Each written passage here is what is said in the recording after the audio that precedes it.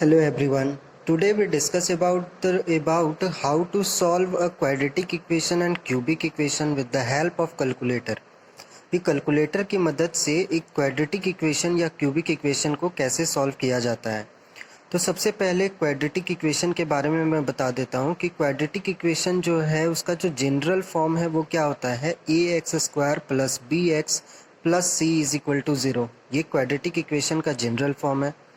और अगर मैं क्वाड्रेटिक इक्वेशन का एक एग्जाम्पल लूँ तो इसको एग्जाम्पल कैसे बोला जा सकता है, 3x square plus b x plus 7 is equal to 0। ये हम लोग एक एग्जाम्पल ले लिए। अब अगर हमको इसको सॉल्व करना है with the help of calculator तो हम लोग इसको कैसे सॉल्व करेंगे। तो सब इसको एक और मेथड जो हम लोग विदाउट कैलकुलेटर सॉल्व करते हैं वो फॉर्मूला भी आपको पता होना चाहिए कि x is equal to minus b plus minus root under b square minus 4ac by 2a होता है।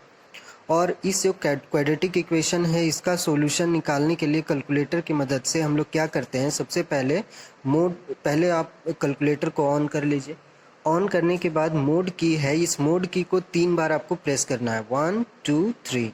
3 बार प्रेस करने के बाद यहाँ पे इक्वेशन लिखा हुआ मिलेगा 1 पे, तो आपको 1 प्रेस करना है। जैसे ही 1 प्रेस करिएगा यहाँ पे अननोन 2 एंड 3 आएगा। जब अननोन 2 एंड अननोन 3 आएगा तो इस टाइम में क्या करना होगा आपको, अननोन 2 और अननोन 3, तो इसका मतलब हो जाता है ना कि आपका जैसे दो इक्वेशन दिया हुआ रहे और दो वेरिएबल x एंड y रहे तो उसके लिए आपको ये 2 है। अब 3 इक्वेशन एंड 3 वेरिएबल के लिए 3 है। बट यहाँ तो क्वाड्रेटिक इक्वेशन का बात हो रहा है तो आपको क्या होना पड़ेगा कि इस रिप्लाई की में आपको ये इस साइड में प्रेस करना होगा। मैंने इसको प्रेस कर दिया। जैसे ही प्रेस करेंगे तो डिग्री 2 एंड डिग्री 3, ये क्वाड्रेटिक इक्वेशन, ये क्यूबिक इक्वेशन के लिए। तो अभी हम लोग क्वाड्रेटिक सॉल्व करने वाले हैं तो 2 प्रेस करना होगा, तो हम लोग यहाँ पे 2 प्रेस करेंगे। जैसे ही 2 प्रेस करेंगे तो ये हम लोगों को क्या बोलेगा कि कोफिशिएंट डालिए, जो एक्स स्क्वायर के आगे जो कोफिशिएंट है उसको प्रेस कीजिए।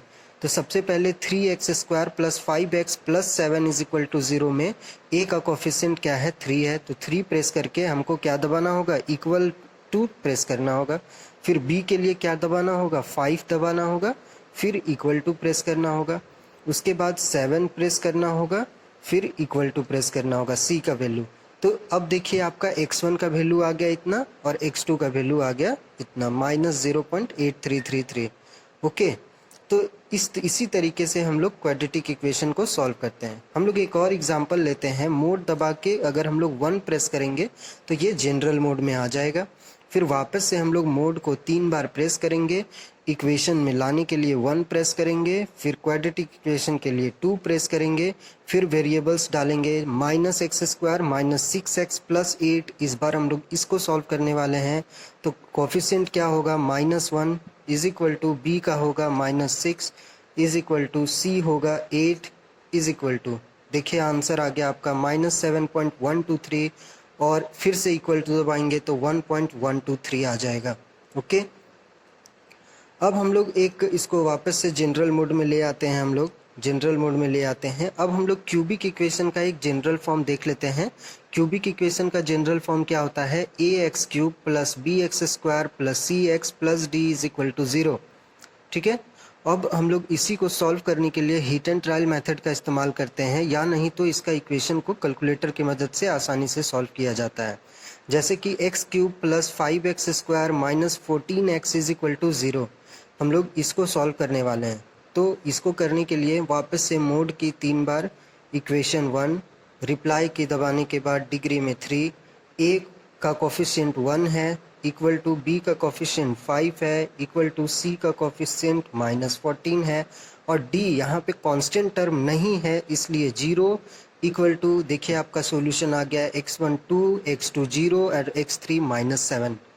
होप आपको समझ आ गया होगा कि किस तरह से हम लोग प्रेस करेंगे, और अगर कोई भी कोफिशिएंट नहीं हो तब हम लोग क्या करेंगे, उसके जगह में 0 प्रेस करेंगे। जैसे कि एक एग्जांपल हम लोग लेते हैं कि मान लीजिए 2x cube plus 8 is equal to 0, सिर्फ 2x cube plus 8 is equal to 0 है। तो इस टाइम में हम लोग क्या करेंगे, तो मॉड की प्रेस किए, इक्वेशन 1, डिग्री में 3, तो x क्यूब का कोफिशिएंट क्या है, 2 है, तो 2 दबा दिया। इक्वल टू बी क्या है, बी नहीं है, एक्स स्क्वायर नहीं है तो 0, एक्स भी नहीं है तो 0, कांस्टेंट है 8 है तो 8, इक्वल टू देखिए आपका x1 आ गया -1.587, x2 आ गया 0.793, x3 0.793, ठीक है, और x4 भी आपका आ गया 0.793।